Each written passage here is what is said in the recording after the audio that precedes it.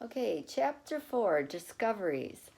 We're walking into the cafeteria Monday after social studies, and Ellie says, "How come you didn't tell me about your trip to Massachusetts? Did you go see your grandfather?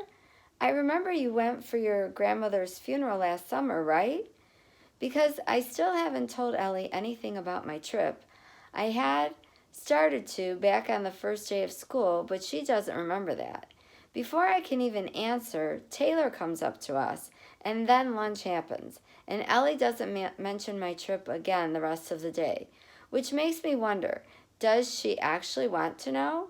Or actually care? Maybe the question Ellie meant to ask me is, who else did you tell about your trip? Because Ellie hates being left out. Newsflash, everyone hates that.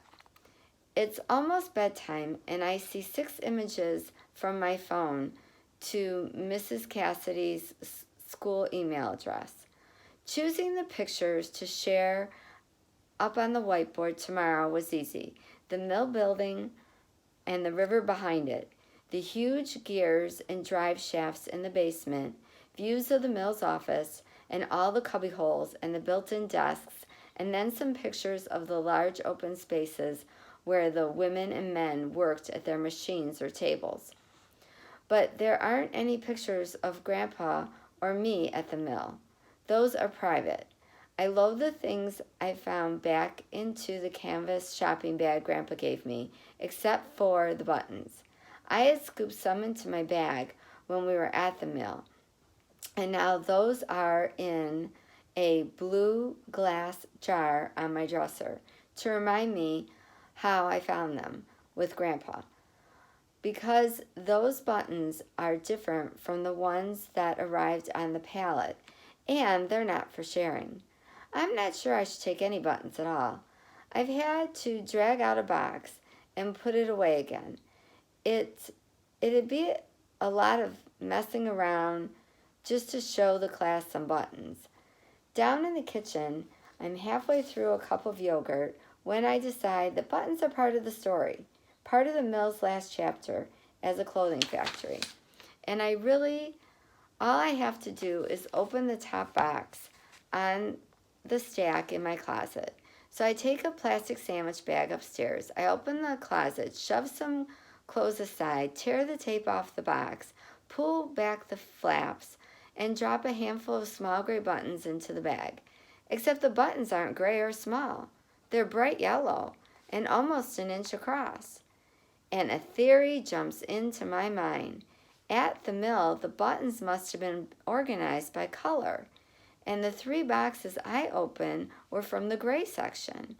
It takes me 30 minutes to move, open, and label each box of buttons, and my theory is correct.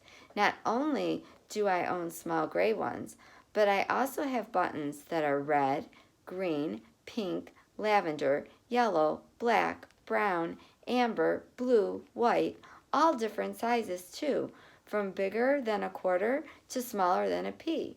And my favorite discovery, 3 of the boxes are filled with all the leftover and mismatched and fancy buttons, so many different kinds. There are buttons made of glass, shell, brass, wood, plastic, pewter, leather, and other materials I don't recognize. I've got buttons that look like diamonds and pearls, roses and daisies, buttons in the shape of hearts and triangles, and squares and stars, and dogs and horses and cats and butterflies and snowflakes, and on and on and on. I want to dump all 3 of the mixed boxes onto my floor and then sort the buttons by shape and size and color and design and material, and especially to count them.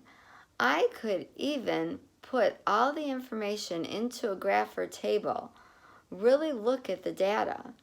But this is not the right time to become a button expert.